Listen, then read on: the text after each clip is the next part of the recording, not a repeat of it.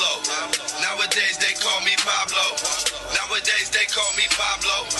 Nowadays they call me Pablo. And we locking the doors up, man. If you got keys, man, I don't know how y'all gonna do this. We rocking, man. I don't even care. You know what it is, man. It's your boy Sama. I ain't got no big homie, man. I don't know what y'all talking about, man. Nobody tell me nothing, man. I don't know what y'all be talking about out there, man.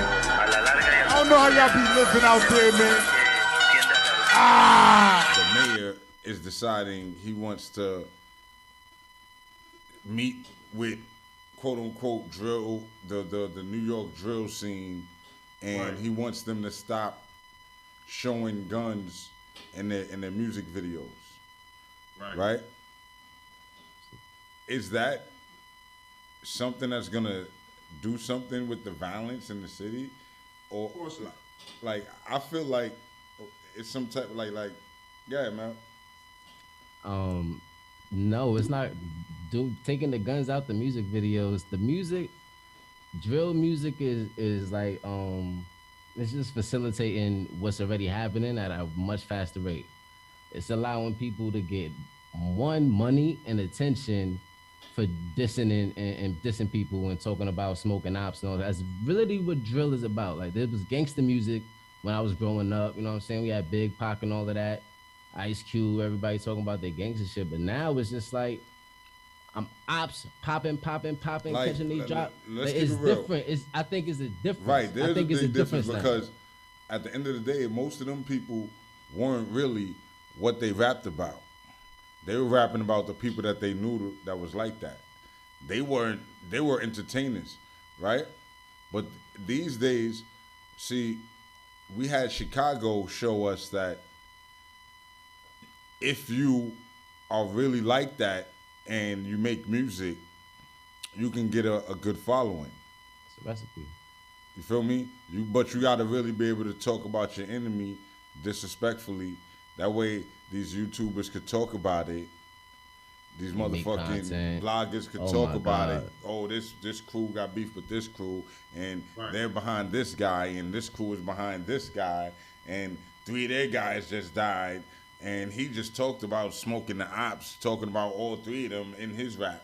Like, but I'll put it to you like this, to answer your question, will stopping drill music stop violence amongst youth? No, of course not, because what causes the violence is what you have to, address. The music, like you said, is a symptom, it's a reflection, but it's even more than that. There's a tactic here in this country, I'll call it a tactic, but in this country, especially these governments, these media companies, they have a way of turning turning a crisis into a benefit. That's very important in American business and running the American business, turning a crisis into a benefit. And what they've learned to do, now that we've turned on each other for X amount of generations and violence is, accepted as normal in the communities, they turn that into a benefit for them. When you talk about young people, drill artists on YouTube, boom, making their music, getting at the ops, and then actually going out and doing the killing, and then, what happens, people return to YouTube, more videos are made, more views are generated. Ultimately, the owners of YouTube and the people that make the money behind the scenes who never put themselves in danger earn the biggest revenue. They earn the biggest revenue. So this is why back when we were coming up, people, the activists would try to attack the record companies because they knew for you to cut this, for you to kill this snake, you got to cut it off at the head, not the tail. So you're just seeing conversation about the tail, which is old shit, old topic, old tactic. You're going to see a bunch of conversation about the tail. The kids at the bottom of it, because that makes good theater, number one. Number two, America is used to seeing Black youth in crisis. It's part of the American story. So whether it's in the 60s with young people marching, whether it's the 80s, with 70s and 80s with us coming out of the worst conditions and creating hip hop, whatever the situation is, Black road to riches is a narrative that is accepted in America. We like it. We like those stories of the Black person who fought through the odds and all the stuff that was on their back to make it, right? So, some of those narratives are still there. The narrative of black violence has been popular for 40 years, and it makes money. Is my point. So with the drill artists, they're just the modern ones that the system makes the money off of, off that particular content. When you see action against drill music, it is if it gets into other communities. Because so what's the ploy with the? Well, what's the ploy with the mayor having to sit down with these rappers? You're a public figure, because you're a public figure, and all these parents are calling your office. So when you're a public figure and people voted for you or they gave you money to attain a public office, how do we feel about this dude? I gotta ask y'all. I gotta just ask the question to both of y'all. How do we feel about this guy? How do you feel about this what's his name? Eric Adams? I don't know much about him except that he's a New Yorker that came up through the trenches, law enforcement, the police department, 100 black men. He's a part of it. He's been on the front lines. I don't know that much about Eric Adams. Yeah, I really need to see more to form an opinion on him. Yeah, I don't know much about the dude. I know he's just been a frontliner. There's some good, there's some bad talk. You talk in the barbershop. Some of the older black guys got some good stuff to say. Some of them be like, no. I hear a lot of him pulling the race card. I hear a lot of that if he gets backed up in the corner, he pulls out the race card. I'm black. That's why y'all doing it. But I don't know that much about it. But I'll tell you what I know about New York. New York has an infrastructure that you said, Mel. And that infrastructure includes, we have one of the dirtiest administrations. We've had one of the most corrupt administrations, at least as far as Albany, probably over the last 30, 40 years. I know there's a black market in New York for everything. And I know that law enforcement and local government has knowledge of it, and we all exist together. And I know we got a bunch of problems here. I know we have a bunch of different ethnic groups and competing needs and all of this kind of stuff. And I know whoever comes into those offices has to be someone that could manage all those different forces, black market, inside the lines, different ethnicities, police department, unions, etc. Has to be a juggler to deal with the infrastructure in New York, plus corrupt government, corrupt police department, etc. So that job is a motherfucker. You either sit back and you just kind of ride it out, but if you start to bang against the system, bang on the wall, bang against the structure, it becomes a little interesting. So I wonder what we're gonna see. Now to get back to what I said about the drill music, it's not so much as here's the thing, right? Because there's not so many as much as labels behind these artists nowadays. They just hopping in on their phone. I can make music on their phone. They can make music in their friend's crib. They don't need a label. And these are the ones. YouTube. Did they put their videos on YouTube? Some of them, yeah. Yeah, YouTube is their label. Because no record labels. Like when we were coming up, we were into the concept of a record label and a business and the music departments. That's not where we're at in the 21st century. There's where we are now is different. That's an old concept for distributing music. It's still there because that's part of the structure of making millions of dollars, and that structure still works for certain types of artists. But that's not where we are anymore. We're in the content delivery business. Exactly. And the dude had to point that out to me. He was like, when people talk about there is no music industry. And when people talk about this is a A&R that I knew from Interscope Records. He was like, there is no music industry. And he was like, when people talk about the music industry, they're just caught up in the old idea of nostalgia. What you're in now is the content delivery industry. You make content and you deliver that content through the major streaming platforms in order to try to make revenue. So I'm only saying that to say, we talked in terms of record labels, but in the modern era, YouTube is your record label, Spotify is your record label because they handle the distribution and retail, plus you record and put your music on those platforms. And Apple is your studio. Apple and, Samsung are your studios.